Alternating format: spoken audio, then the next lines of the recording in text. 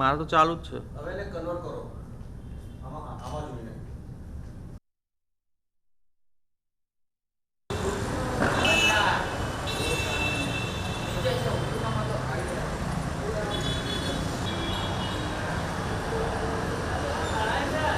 હા ને બસ તાર તો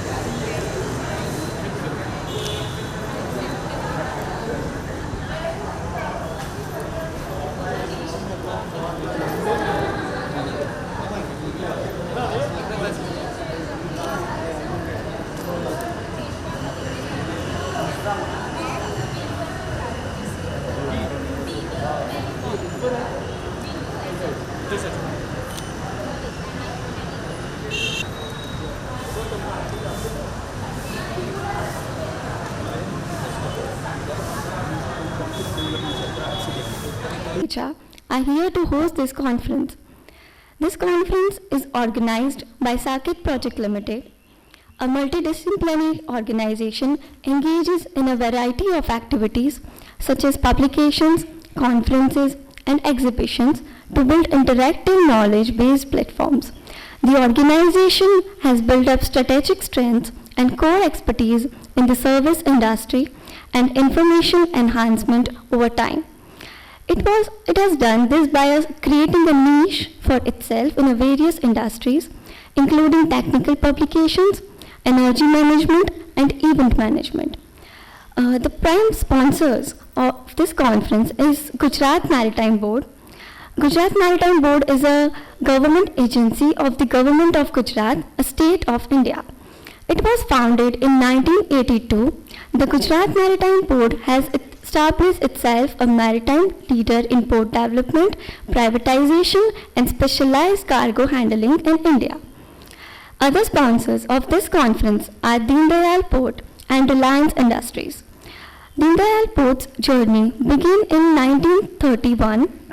Its success story has continued and its rise to the #1 port in India in the year 2007-8, and since then retained the position for the 15th consecutive year. Kandla, also known as the Deen Dayal Port Authority, it is seaport in Kutch district of Gujarat state in western India near the city of Gandhidham. Located on the Gulf of Kutch, it is one of the major ports on west coast. Reliance Industries. It is a multidisciplinary organization. Their ambition has propelled us to worldwide leadership in a number of sectors. They are now concentrating on creating platforms that will herald the fourth industrial revolution and provide possibilities and outlets for India and all of its inhabitants to realize their full potential. So now, moving towards the event, it has only been just a mere conference, not only mere conference, over the years, but has become almost like a festival where people interact, learn, and take back with them a lot of knowledge and insights to the corporate world.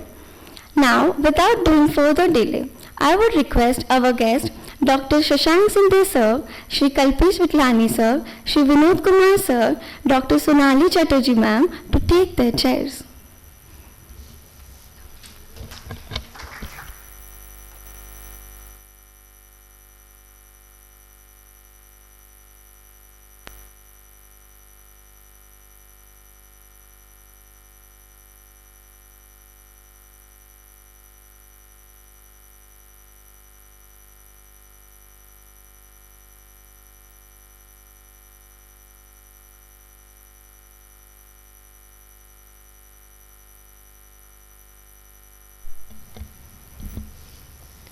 Thank you so much all. Now, I would like to request Chirag Panchal sir to welcome Dr. Shashank Sindhe sir with bouquet, flowers and mementos. Dr. Shashank Sindhe sir is Joint Development Commissioner for Ahmedabad Special Economic Zone Cluster, Kandla Special Economic Zone under Ministry of Commerce, Government of India. He carries valuable managerial experience of more than 23 years with MMTC Limited, a public sector undertaking at different locations like Mumbai, Ahmedabad and New Delhi. Sir has the precious metal division at Mumbai and worked on the India Gold Coin project. He has completed his BTech from Mumbai, MBA from Nagpur and also holds a postgraduate diploma in foreign trade. Thank you so much, sir, for accepting our request. Now further, I would like to request Sri Jyotindra Bhatt sir to welcome Sri Kalpesh Vitlani sir for flowers and mementos. Sir is a General Manager at the Gujarat Maritime Board. He is holding additional charge of Chief Operating Officer of a Gujarat Ports and Logistic Company. He has having total 23 years of experience in the infrastructure sector and oil and gas sector. He has also worked in a PSU of Government of Gujarat, Gujarat Maritime Board and Gujarat State Petroleum Corporation Limited. Presently, he is handling railroad connectivity projects for Gujarat Ports, Nadal Officer for Sagarmala and National Infrastructure Pipeline for Gujarat Maritime Board. Thank you so much, sir, for accepting our request. Now further, I would like to request Hasmukh Vyas sir to welcome Shri Vinod Kumar sir with the flowers and mementos. Mr. Vinod Kumar sir has been an officer of Indian Railway Traffic Service of 1985 batch. He is a postgraduate in commerce from Delhi University MBA from MD Gurgaon. Also he holds a MPhil degree in a public administration from Punjab University. He has a vast and varied experience in railway operations, commercial matters, public policy and administration, logistics, supply chain, etc. In addition, he has been a deputation to Container Corporation of India, Container Government in Ministry of Mines and Divisional Railway Manager, Mysore, Division of South Western Railway. Thank you so much, sir, for your expectations.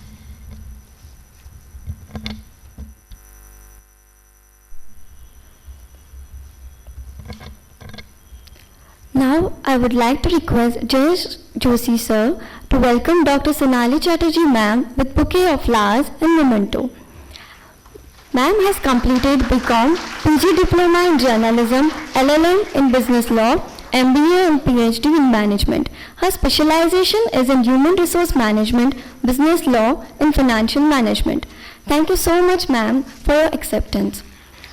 Now, moving further, I would like to invite Dr. Sonali Chatterjee ma'am to deliver the welcome speech.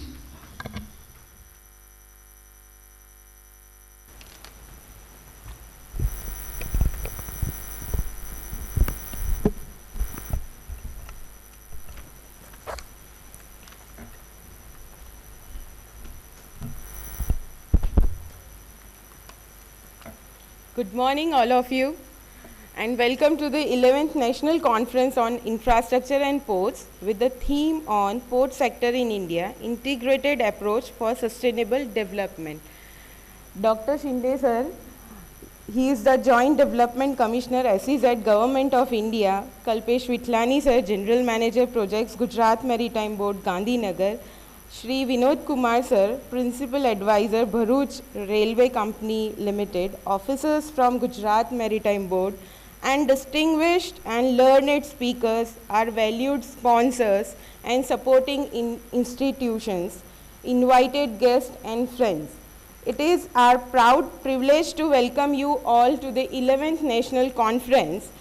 This is the 11th consecutive event is being organized to discuss and address important issues focused on ports, shipping and logistics. It is my honor to welcome all the dignitaries on the dais and off the dais. While we are grateful to Gujarat Maritime Board for continued support, wholeheartedly this event would not have been successful without the encouragement and guidance from them. Today we have Shri Vitlani Sahib from Gujarat Maritime Board. We welcome and thank you for accepting our request. Thank you so much, sir. Shri Vitlani sir is a professional and with about 2 decades of rich experience in planning and executed major projects. He has been contributing immensely for improving planning and reporting essential for taking management decisions. We welcome you, sir, and feel obliged for your support and support of all the officers of Gujarat Maritime Board. We have with us today as a guest of honor Dr. Shashank Shinde sir. For him, he is known for his knowledge and intelligence and as a leading speaker at national and international forum. Thank you very much, sir. It's our privilege and honor to welcome you today. We also have an opportunity to benefit from the address by Vinod Kumar sir. He is the principal advisor, as you all have seen his profile. Sir, we thank you very much for accepting our request to share your valuable time and knowledge with us. We are also grateful to all the learned speakers for sparing their valuable time and knowledge with us. Friends, though the current performance of Indian ports have improved in recent years, taking international benchmarks of port productivity, government is focusing on increasing efficiency, focused investment in this sector. Gujarat has been continuously moving forward in the maritime trade of India. Due to its strategic advantage, Gujarat can ease access to Middle East, Africa and Europe. Hinterland covers Gujarat, Rajasthan, Haryana, Delhi, National Capital Region, Punjab and Western Uttar Pradesh. Gujarat Maritime Board has actively participates in developing the rail linkages to the ports in Gujarat, since road and rail linkages play a major role in the development of ports and port-led industries. With this background, the theme for today's conference is proposed as Port Sector in India, Integrated Approach for Sustainable Development. More than 10 speakers will share their experience, knowledge and vision with the delegates during the day.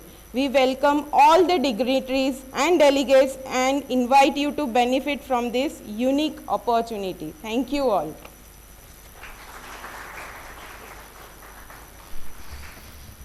Thank you. So first of all, I thank Saket Projects for giving me this opportunity to be part of this conference on a very important theme, that is port sector in India, integrated approach to the sustainable development. Ports, as you know, play a very vital role in shaping the growth of any nation. In today's world, no country can think of surviving alone without exports and imports. All developed nations like USA, Europe, China, Japan, they have prospered on the foundation of international trade and their strong ports and shipping industry. As you must be knowing, India also has a very ancient history of its developed naval system, right from the Indus Valley civilization through the Mauryans, Pandyans, Cholas dynasties to the present day. In the past, we have had a very vibrant trade system with our neighboring countries in Southeast Asia and also Arabia, Roman, Egypt and other countries. Thriving on its exports of fine clothes, silk, jams, spices, etc. India was once called a Sone ki Chidiya, as you must know. And that is why it attracted European countries like Portugal, then France and Britain. And you know the history after that, how this Sone ki Chidiya was turned into Kagaj ki Podiya by the time they left.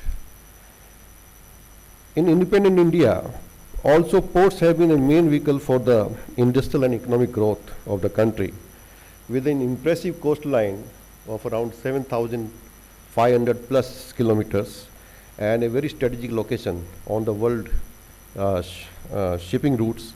There is a vast potential for the ports and shipping and overall industrial and logistics development in the country. That's why Government of India has been evolving its investment plans, rules and regulations, procedures in this direction. The announcement of the Sagarmala project and preparation of a roadmap to increase the Indian port capacity to 3,300 million tons per annum by 2025, allowing foreign direct investment of up to 100% under the automatic route for projects related to construction and development of ports and harbors, tax holidays, passing of the Major Ports Authority Bill are some of the various steps which have been taken in the recent past by Government of India. There is a lot of emphasis on the public-private partnership projects. Private players like Adani and state maritime boards like Gujarat Maritime Board, they are playing a very important role in capacity building. No doubt, the overall capacity of the major ports in India has risen by 76% to reach 1,500 million ton per annum in March 2020 as compared to 2014, just a matter of 6 years. The success story of the ports is unfolding in front of our eyes. However, as you know, the inland logistics plays a very vital role for the success of the ports, as the industries which use the imported goods and the industries which export the goods, they are located in the hinterland. And it is the logistics partners like rail, road and other players, they have to give the connectivity to the ports to make them successful. In this direction too, a lot of efforts are being made to develop railways, road and inland waterways to match and sustain the growth in the ports.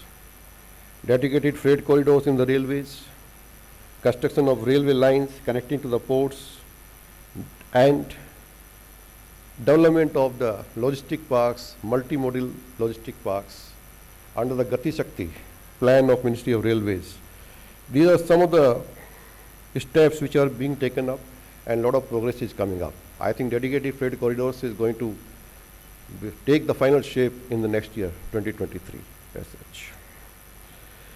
In Gujarat alone, there are 3 PPP companies of public-private partnership mode which have got the partnership of central government, that is Ministry of Railways, then Gujarat state government, in which Gujarat Maritime Board is also one of them, and private players are already functioning, and they have given connectivity to Pipavav Port, Mundra Port and Dahej Port. So in fact, nowadays I am just connected to the Bharuch Dahej Rail Company Limited. This is one SPV which is connected to the Dahej Port of Adani to Bharuch main line. And they are all very success stories, because all the cost of these railway lines that has been borne by these companies, and they are operating without any cost to the railways. They are contributing to the railway network. So this is one thing actually which has been taken up further in south also, Krishnapatnam port, in Odisha, the Paradip port, they all have been connected by this PPP projects as such. So I find that many relevant aspects of the port sector and logistics in India and the emerging opportunities are going to be dwelled upon in this conference, and experts and participants from various fields are attending this conference. I am sure that many new ideas and strategies will emerge from the Vichar Manthan in the conference, which will be very useful for future plans and actions. With these words, I once again thank Saket Projects for this opportunity and to be with you. Have a nice day. Thank you.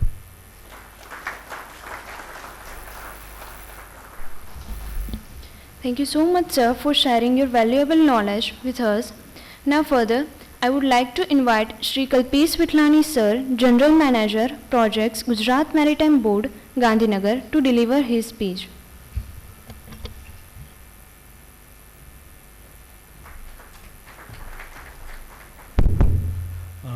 Good morning, everybody.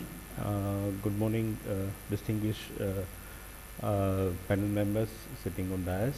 I thank you, Saket Projects, for giving me this opportunity for their 11th conference, national conference on port and infrastructure.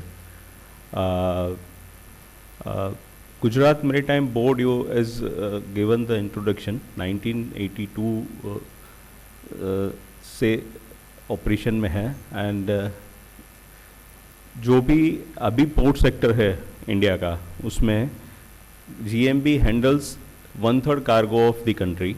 So if we can say 488 million ton of cargo is handled in Gujarat, and out of that 388 million ton cargo is handled by Gujarat Maritime Board's regulated ports.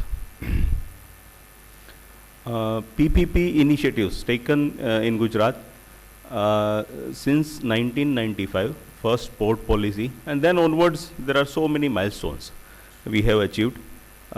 First private rail company, private railway to Pipavav port, BDRCL, and even now initiatives are taken in the direction that government of Gujarat and railway has put an SPV in place called G-Ride, which is dedicated to the private railway network in the Gujarat with the help of Ministry of Railways. Other than that, we are also putting in place one organization called GPLCL, Gujarat Port and Logistics Company Limited, which is primarily focusing the projects in the sector of logistics, finding the gaps, where are the opportunities available, where the private sector is hesitating to invest. We will try to put ourselves in that place so that government investment impetus can be given in this sector. So all these things are basically for long-term sustainable development of the infrastructure in the port sector as well as industry also, because infrastructure will be used by industry. Not only infrastructure will be available for the private sector also, passengers. There are 3-4 projects of ferry services which are coming across the state. Pipavav to Hazira. Hazira Goga is already working. Pipavav to Hazira we are working right now.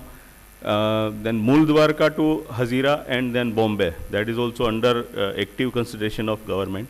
So these few projects which are right now working towards the ease of movement in the state, which will help overall cargo movement in the state and across the country.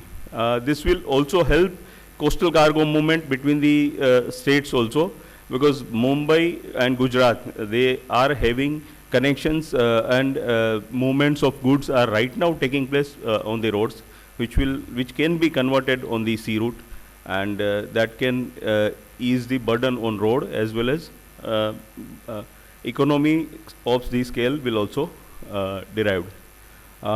These are few things which we are right now taking up. We are right now working towards the bringing private partnership also, PPP policy in the sector of logistics, which will be the first, but this is very novel stage right now we are working on, but that will be first in the India. I think there is no such initiatives in the country. Gujarat will be first in that also. So by this, I think I'll stop on this part. I thank you once again, Saket, for giving me this opportunity, and I also thank you, audience, for patience listening. Thank you.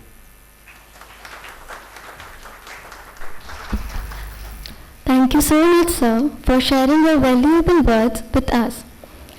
Now, I would like to request all the dignitaries to please step forward for lighting up the lamp. May I please invite Dr. Shashank Shinde, sir, Shri Kalpesh Vitlani, sir, Shri Vinod Kumar, sir, and Dr. Sonali Chatterjee, ma'am.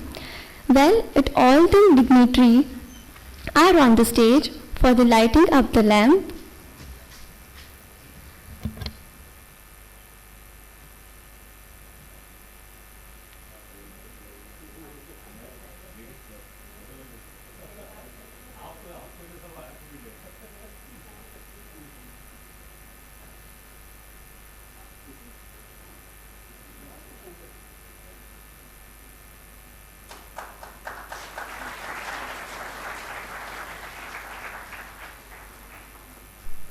Let's pray together to Almighty to save the world from this pandemic.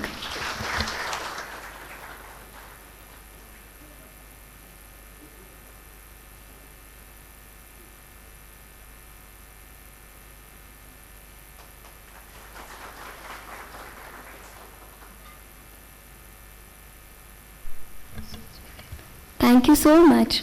You all may take your seats now.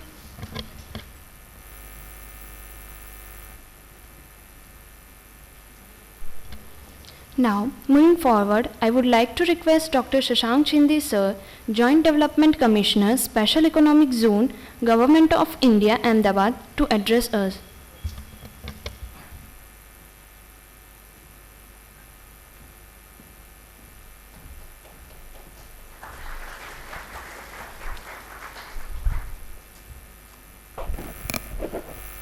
Good morning, everyone.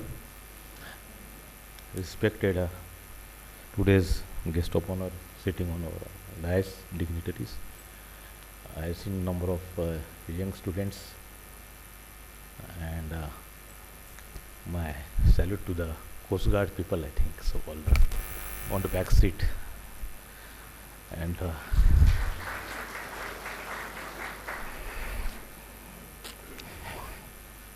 Professor Raghav from BP School, Mr. Professor Jadhav. I, Dr. Shashank Shinde, belong to this Ministry of Commerce and not from Ministry of Shipping. So please bear with me. I am not a pure technical person as far as shipping, port and infrastructure is concerned. I am a man from trade for the last more than 2 decades, working with my previous organization, Mineral and Metal Trading Corporation, and since 1996 after my completion of MBA. I got immense opportunity to handle this trade very closely, and that's today I will take only few minutes regarding this present portfolio. The special economic zone is one of the economic engine which contributes about 30%. Though for the people who are not aware about the special economic zone, for them I just want to tell this is one of the special machine which was introduced under the Act SEZ in 2005 and rules of 2006. Almost which is contributing about 30% of the exports out of the about 418 billions is contribute about 116 billions in the present 2021 with the objective of attracting the more investment in India, exports as well as generation of employment. So directly or indirectly, without these ports, logistics, it is difficult to perform this EXIM activities, what I feel.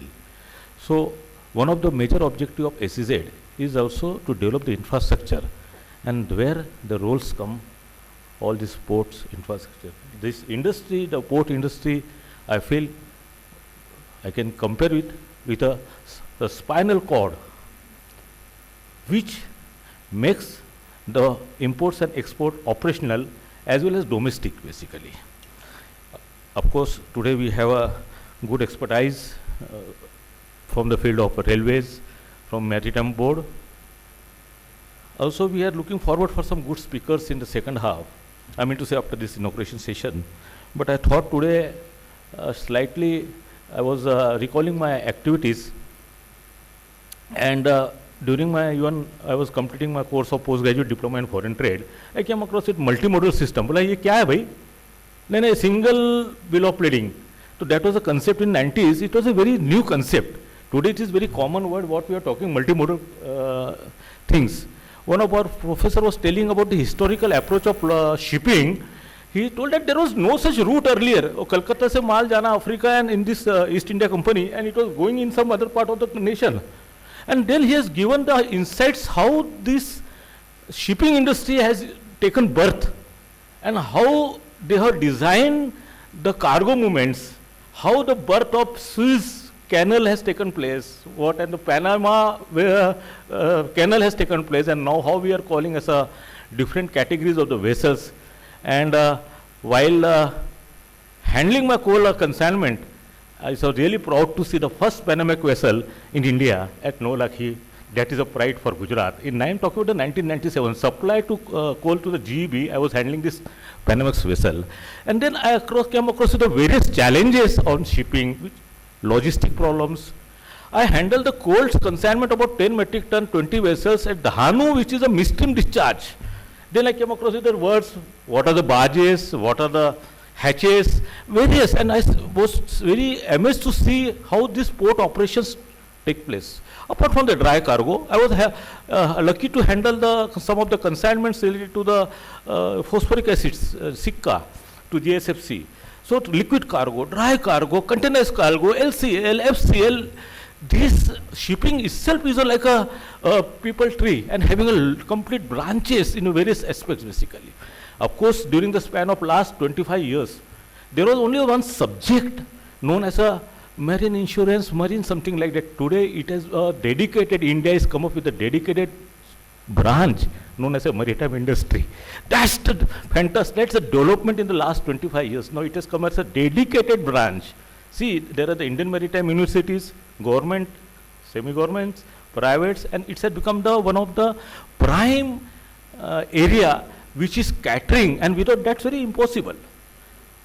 Last night I thought, let me check what's going on in globally. Of course, during my research, recently I completed my PhD as well in 2020, and I was very trying during my research where the things are going, how the SEZs are developing globally, and exactly we are also following the same thing under the Sagarmala project, going for a new SEZs. JNPT is the first SEZ where it has been coming under the Ministry of Shipping across the coastal line. About there are 14 plant projects are there, SEZs. But then I came across one of the SEZ in the Central Europe, not SEZ, but port, and that is the port of Antwerp. And I have seen how the Antwerp port has taken the value-added services, not only import-export. It's like a concept of mines to market. The dry cargoes are coming, packing, repacking, cutting, going for labeling, and directly going for delivery at the distributor. That was the different things. What the Antwerp, I have done the study in somewhere in 2018, and same thing I thought, why we can't have same type of thing in India? Of course, we are having some concept of free trade warehousing zone and things are coming up, but today Antwerp has one of the busiest port in Europe. And again, then I gone yesterday and was searching what going on in Europe. Of course, Europe, we are always comparing with the other nations. So I just thought, let me have insight about these European ports, what's going on and what type of things are going on. When we, in 90s, when we are talking about the modernization, then we shifted to automation.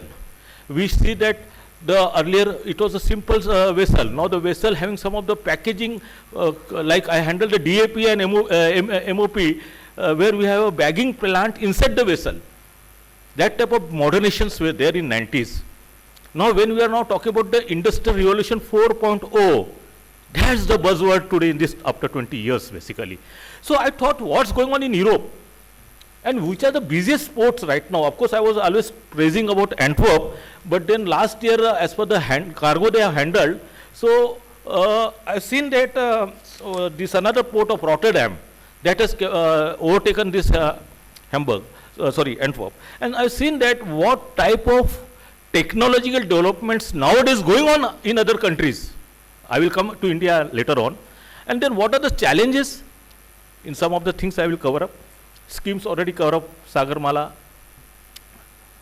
Gati, Shakti, that's are the things will come up. But then I thought that there is a, like, they have introduced the smart mooring solution software that predict the impact or that storms and adverse weathers of the moor vessels. I mean to say, like with the help of going for this blockchain technology, artificial intelligence, big data, now they want what type of, when they are predicting the vessels so that they can protect their vessels. So that type of developmental infrastructure development with the help of technological software solutions. This is the development in Rotterdam, which has handled about 15.3 million metric ton TEU. Port and supply chain process, efficiency and safety, custom process more efficient. Same thing in Antwerp, they have conducted the field trials of fixed wing drone. Now they are coming with the drone technology, and just as from the security angle, they are fixing the cameras on the drone, and they are seeing that their vessels are being properly from security angle on real time. That is the what the Antwerp port has introduced in last year. So this is what we have to see, that how the developed countries port structures that is going, how they are going ahead. Coming to the port of Hamburg, they have focused on green energy. Coming to that, sorry, I have not, thanks to you for introducing me. I am directly going to the point, Saket. But giving the platform. So Hamburg, they have directly focused on green technology. Today our theme area is sustainable development.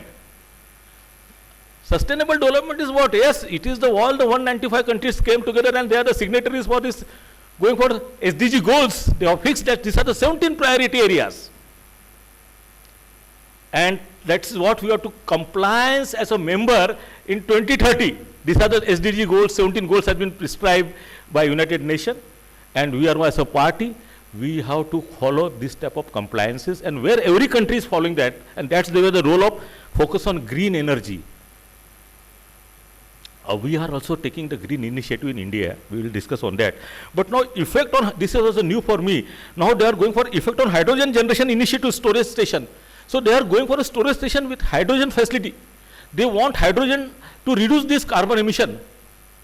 That is what the level of thoughts and the implementation of such technological advancement from the software side and from such type of how we can reduce this type of and going for a green technology. Supply and transport and use of hydrogen in terminal and machinery. Fourth is the port of Valencia, that is in Spain, which handles the 5.6 million TEU. They also use the hydrogen technology to reduce environmental impact in its operation. And hydrogen supply station, that is what the recent development. And port of Pericas, Greece, remote control intelligence query cranes, semi-automatic container handling operation. So what was my intention of telling, when we talk about infrastructure, is not a traditional infrastructure, ki rasta bana do, ye bana do, bana do. Yes, we are now going for a level 2 infrastructure. We see how we can handle from the different aspects, and apart from that, we can say in itself in maritime industry, now we are not looking for only cargo. There are the different product segmentation. I will come to the different areas where we can focus and where we have to focus now. As far as sustainable development, as I was told, that we cover the social part, economic aspect, and environmental. These are the 3 objectives of sustainable development. So anything, and that's with this objective, the policies has to be designed, and we have to follow such type of standardized norms basically. Of course, there is organization and they have the standardized international program known as a World Port Sustainable Program. and developed by IAPH in February 2019. There are 5 themes areas: climate and energy, community outreach and port city dialogues, resilience, infrastructure, governance and ethics, and last is the safety and security. So these are the, we are having the conventions, we are having some protocols with different countries, so we have to follow this. These are the theme areas where the top level people are sitting, like in the WTO is a body and the G83 body, there are different bodies which are sitting and designing what themes areas should be followed. On the basis of that, then every government has to follow that protocol, and then we are going for the implementation part in terms of bringing the policy, bringing the rules, regulations, and as such. So in future, what there is another report, very good report, the future challenges in the case of port, infrastructure, shipping, what World Bank port reform, intensify, the first future expected factor is the intensifying global competition. So everybody want to go in a big way, major vessels, normal cargo 70,000 tons, Panamax 1.5, 2 lakhs metric ton cargo I want to bring to India. Where is the draft? Where is the, I have to specially see that which port I can bring.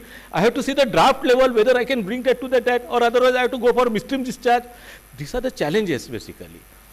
So intensify global competition, changing technology. Again, this is the role of information technology, where more surveillance side, everything is related to the IT-enabled services, what I can say. Changing distribution pattern. See, you see how the China has adopted the changing distribution pattern by adopting the BRI, Belt and Road Initiative, developing the old Silk route just to capture the South Africa. He has invested in UAE so that it can become a distribution center in between to handle that South Africa.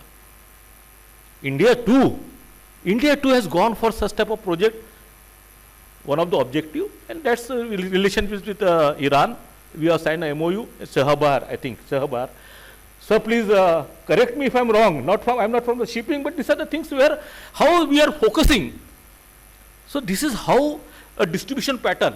From the custom perspective, I was having the study, and there are certain different routes has been designed by the different countries, Southeast Asia. They are targeting Thailand, they are investing in Myanmar. Exports, import, I'm telling. So they have developed the mechanism that how we can reduce the time from 13 days. Suppose the container is, we are moving the cotton yarn or any product going to Myanmar, 13 days it will take, and then empty container will come back to Thailand. They are designed in such a way how to reduce this congestion and how we can utilize in an efficient manner about the containerization. So they have come with the solution of the RFID mechanism. They have custom sealed, and they have made one center in between that will be, the empty container will come from Myanmar to that point. From full container will go to that particular CFS station. They will discharge the cargo. Immediately that new empty container will go to Myanmar, and the new container back to the Thailand. That has reduced the traffic congestion as far as containers are concerned. That was a very big challenge. Last year also we are facing this. So how this IT technology in different countries are taking in a different way. I am not talking about the robots and all these things, that are already in place. And of course, but these are the different things, how they are making us a global village as such, about the, and how the infrastructures, how these port activities are helping and developing in catering the services across the globe. Next was another some points were regarding the safety and security concern, and of course these were some of the thought what globally today, when we come from the Asian perspective, level 2, we see that what are the challenges, and of course 2/3 of the cargo is handled by the Asian countries, not only India but there are other Southeast Asian countries as per the statistics which is up there. And sustainable port development, the sustainability, same thing happened with SEZ as well. We are having the concept, the world has given the concept of sustainable special economic zone.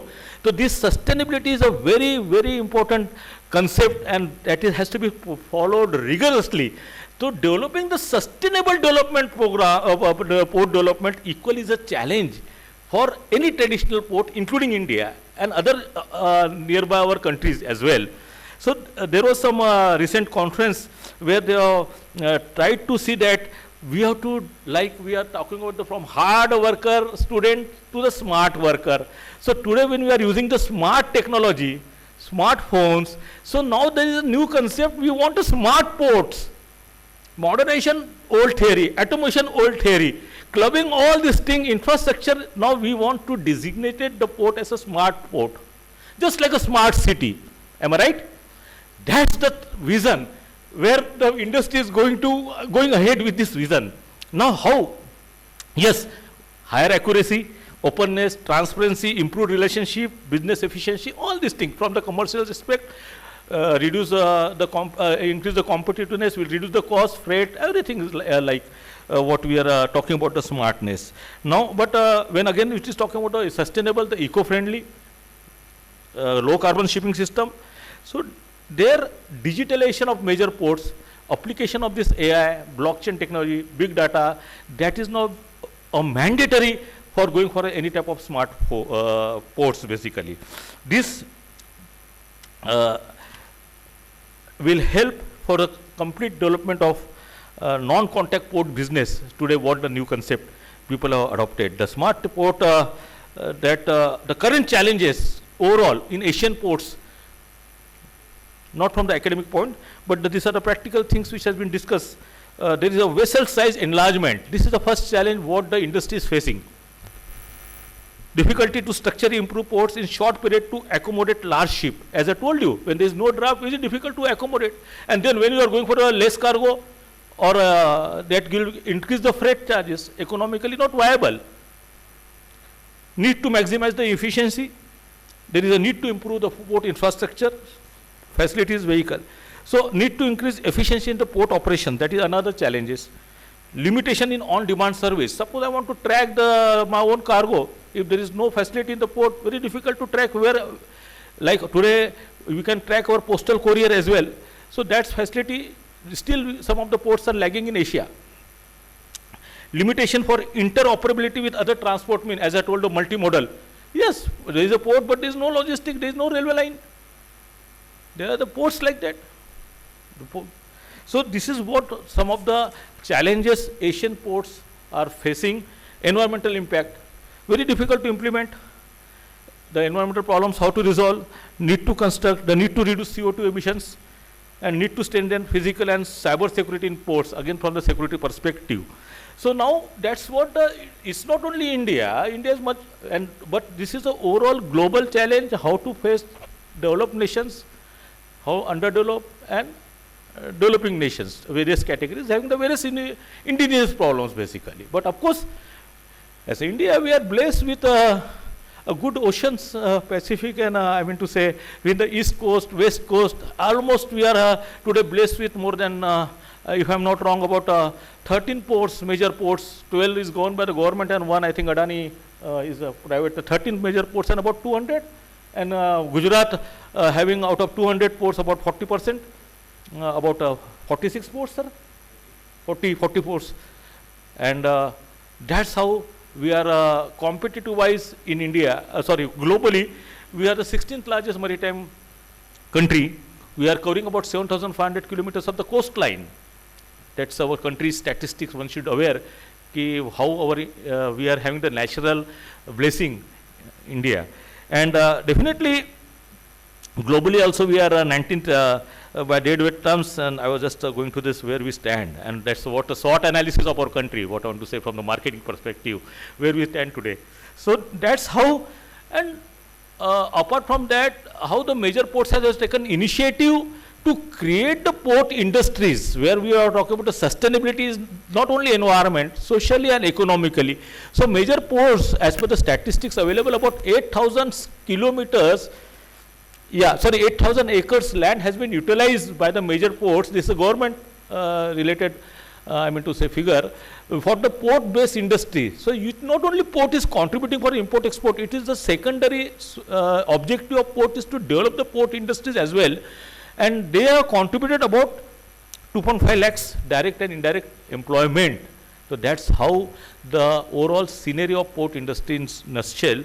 And today, when we are going from the cargo handling, today, of course, Gujarat, always when we talk about the ease of doing business, our country has almost now coming from the 3 figures to the 2 figure. Today, I think we are in the 63 and number, and tomorrow we'll see where we stand. But Gujarat is always number 1. Tomorrow we are getting the ease of doing business ranking where we stand Gujarat, and I hope, I trust in Gujarat will be number 1 again. Gujarat now is number 1 for the export preparedness. Honorable Minister will declare tomorrow ease of doing business state-wise. So what I want to say ki, otherwise also we are also blessed with equally Gujarat. As a country we are blessed with the natural resources, but Gujarat equally, I have seen the developments. It's purely the developments are fantastic from the logistic aspect as well. And today most of the prime projects, and thanks to state government body, I was appreciating the like Gujarat industrial policy, Gujarat port policies. Definitely on the policy front, Gujarat, I was sitting with the industry commissioner yesterday. So same thing I was telling, the SEZ policy of Gujarat was implemented prior to the implementation of Gujarat Act. Gujarat Act came in, SEZ Act came in 2005, Gujarat policies in 2004. So we have a very state-wise, very aggressive and very dynamic policies are right now there. So Mundra is number 1. Statistically, JNPT, earlier it was a JNPT for a long time, but now Mundra has taken the place by, and Chennai, Kolkata, Chindabaram Port Trust. So when we talk about shipping industry, of course there are certain inherent problem of shipping industry as well. I just cover 1 minute on shipping industry. When we say that only there is a contribution of 1.25% of shipping industry Indian flag, and rest of the things are from the foreign flags basically. So then how to, there is a basically government also they are trying to go for SWOT analysis of shipping industry, and they have come out with the weaknesses of higher cost of finance, higher tax regime, duties levied on Indian ship, and then the basic problem, the profile of the vessels. Most of the Indian vessels are now more than 20 years of age, and that the aging problem of the ship and lack of heavy capital investment. So these were the 4 things which has been identified where we were having the bottlenecks in development of shipping industry. But now, for the last 4 or 5 years, government has taken initiative of revival of shipping industry, and now we are going for a solution like shipping building financial assistance policy, which has been introduced in 2016. This is for the 10 years. So now they have come with the assistant policy for rebuilding the things, revision of criteria for right for first refusal, and then subsidy support in Indian shipping companies. They have also introduced, the government has taken initiative, have introduced 3-4 solutions for the seeking shipping industries in that case. So in nutshell, as far as India is concerned, there are the different branches of maritime, what I feel, where we can have a focus and where we can think more on that particular areas. These are the very broad words, sustainability, development, infrastructure, but this at the macro level. But when we talk in a micro level, which are the various things where it is more essential to analyze the things. So promoting port-led development in India, that should be the one of the goal. Shipbuilding, ship repair, and ship breaking. These are the new areas where it requires to be focused. Skill development through maritime education and training. Of course, it is already in place, but now again there are a number of areas or where we require such type of skill training programs. Cochin Shipyard, they have gone for their own institute recently last year. Inland water transportation and coastal shipping, this is new area. Cruise shipping and lighthouse tourism. Connectivity and multimodal logistics, maritime financing, island development and aquatic resources, and maritime security. So these are the various sub areas or where we can have to more focus from the Indian perspective. And of course, I will just give another 2 minutes on how government has overcome with these challenges, bringing, integrating all these things state level, central level, and combining, which is a special project vehicle, SPV, state government. So everybody is the stakeholders, and everybody is equally participating and coming with the various national missions plans. Government, there are 2 fantastic plans. I really appreciate this government. One is for Sagarmala, And coincidentally, I had the earlier minister Nitin Gadkari was from my place only. I had a very good discussion on Sagarmala itself. And second project is this PM Gati Shakti that was recently introduced. So I thought Sagarmala slightly 5-6 years older, but Gati Shakti I was thinking as equally as an academic from my academic side. What I thought to share certain insight about Gati Shakti basically. Gati Shakti Yojana, which was launched by Honorable Prime Minister and known as a PM Gati Shakti on and having the 100 lakhs crore national master plan. It was launched somewhere in October 13, 2021. The objectives were economic zone and infrastructure linkage, integration all the multimodal infrastructure project to remove the infrastructure bottlenecks, seamless movement of people and good. See, people and good. And to promote the facilitate the integration to the global supply and value chain through sectoral market linkage. I don't know how many people go to the newspaper, but yesterday I thought when I was going to the newspaper, I thought I should tell you the good news under this project. Gati Shakti Yojana was declared, the state government has declared under the tourism and economic development the coastal corridor from Umargaon to Narayan Sarovar in Kutch. So that is one of the development under this Gati Shakti Man. We should cover about 140 kilometers green initiative, greenfield, and 1490 kilometers from the brown field. So what I want to say is this is how this plan is getting implemented by the various states. There are various states, about all the states are going in their own fashion, but as far as Gujarat is concerned, yesterday only it was declared by the state government. And then the basic pillars, there are some of the basic pillars of this Yojana, Shaktiman, Gati Shakti, the comprehensiveness basically. So it is covering about 16 to 20 departments, bringing all the department on one single platform. That's how we are talking about the comprehensiveness from the functional trial. More on the say that we have to want to go for a transparent working, time-bound working with the same common objective. Now one department is doing this, one department is doing this, no synchronization. So the prioritization is another pillar, optimization. So basically we should know what should be the timeline. So this is the single window you can say, or a single umbrella concept where all the ministries are binded to act on the basis of these common things. Synchronization, analytical approach, and all the dynamic working nature through these online portals. That is what the Gati Shakti Yojana. Gati means speed and Shakti means power. The 7 engines you can say to carry out this mission are railways, road, ports, waterways, airports, mass transport, logistic infrastructure. These are the 7 components of this PM Gati Shakti Yojana. Apart from this is the 3rd initiative by the government apart from the national infrastructure pipeline, the national monetization pipeline, and this is the national master plan. So overall, Sonali ma'am is looking very upset because I am taking more time. But of course, shipping sector is concerned. Sorry, ma'am, but let me finish.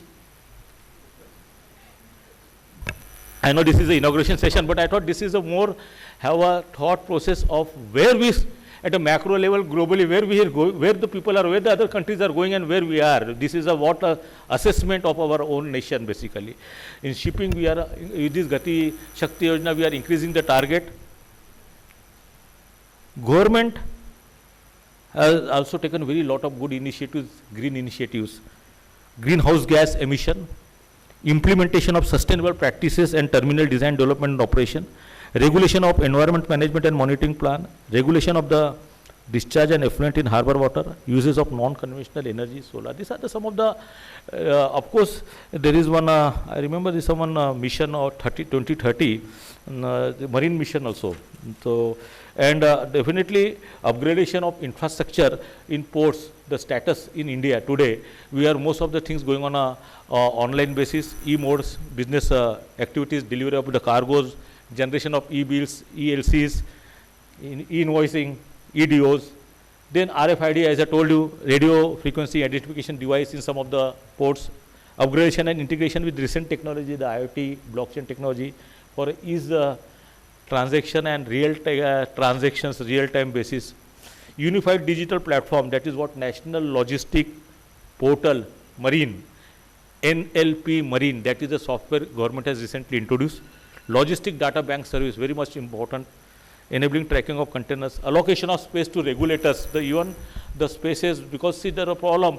Today I am involved in quarantine, I mean to say, I am bringing fish or any aquaculture and I don't have the quarantine department, the authorities are not there.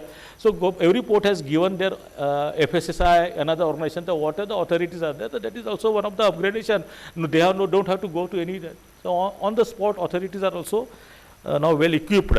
So that is similarly, the Sagarmala sir has already told you the moderation of the ports and all these things. And of course, some of the developments, another last 5 minutes, that is compilation of all the activities under marine comings under the ministry as well. The action plan to explore possibility for developing satellite and sister port. So this is the new concept will come. A satellite port will be different. Sister ports will be different.